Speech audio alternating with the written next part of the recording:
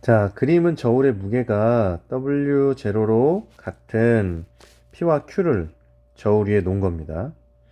그리고 나서 이제 코일에 전류를 흐를 때 그 저울의 측정값이 이렇게 달라졌다 이건 거죠. 그런데 P와 Q는 뭐라고 그랬냐면 강자성체 또는 상자성체라고 그랬어요.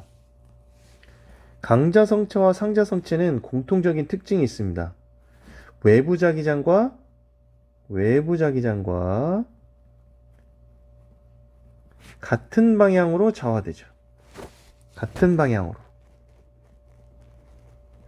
같은 방향으로 좌화되는 거죠. 근데 차이점은 뭐냐? 강자성체는 외부 자기장을 제거해도 그 자성을 계속 유지하고 있어요.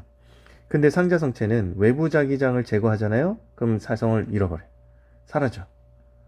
그리고 다른 자성체에 또 놓으면, 다른 자기장 영역에 놓으면 또 그대로 좌화가 되는 거죠. 이런 차이점이 있습니다. 그러니까 자성의 유지가 다른 거죠. 정리됐죠? 자, 그럼 표를 볼까요?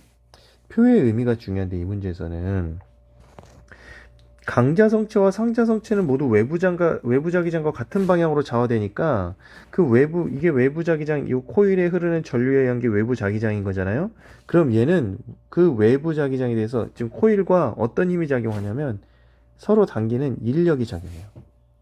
끌어당겨지는 거죠. 같은 방향으로 좌화되니까. 무슨 얘기인지 아나요? 만약 얘가 N극이라고 합시다. 이 코일의 이 아랫부분이. 그러면 같은 방향으로 좌화됐다는 얘기 지금 이렇게 자기장이 나올 거 아닙니까? 그러면 이렇게 같은 방향으로 좌화되니까 여기가 N극, 여기가 S극이 되는 거예요. 그럼 둘 사이에 무슨 힘이 작용해요? 인력이 작용하는 거죠. 그래서 강자성체와 상체성체는 이렇게 코일이 넣어져 있으면 다 인력이 작용하는 거예요. 그럼 인력이 작용하면은 끌어당기는 힘이 자기력이 작용하니까 저울의 직접값은 W보다 어때야 돼? 작아야 돼요. 둘 다. 근데 그러고 보니까 얘는 크고 얘는 작아. 큰 경우도 있다 이거예요. 큰 경우가 있다는 얘기는 뭐냐? 이 물체는 P와 Q, 이 둘 중 하나, 이 P네요. P 물체는 이 코일에 의한 자기장과 반대 방향으로 좌화되어 있어서 청력이 작용했던 거지. 그래서 W0보다 큰 힘이 저울의 측정값으로 나타나는 거지. 이 얘기는 또 풀어서 얘기하니 뭐냐면 코일에 흐르는 전류에 의한 자기장이 요 P에 있는 좌화된 상태를 건드리지 못했어. 왜? 더 크게 좌화되어 있었기 때문에. 이해되나요? 이해돼요? 이 부분 되게 중요한 거예요. 요 부분이 지금 이 문제의 핵심 포인트입니다. W0보다 크대. 반자성체면 클 수 있죠. 그렇죠. 만약에 얘가 반자성체면. 근데 얘는 강자성체 아니면 상자성체라고 했거든.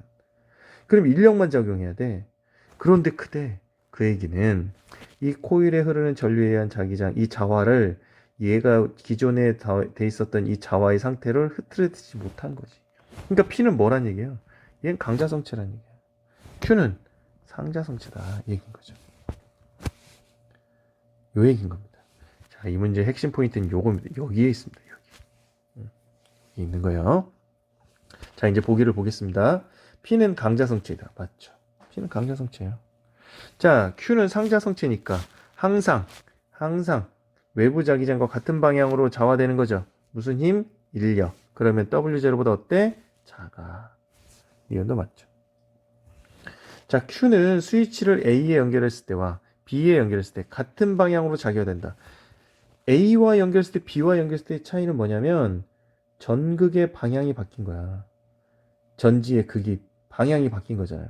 그러면 흐르는 전류의 방향도 반대겠네? 흐르는 전류 방향이 반대면 이 코일에 흐르는 전류에 의한 자기장의 방향도 어때? 반대가 돼. 자, 이 얘기는 결국 뭐냐? 코일에 흐르는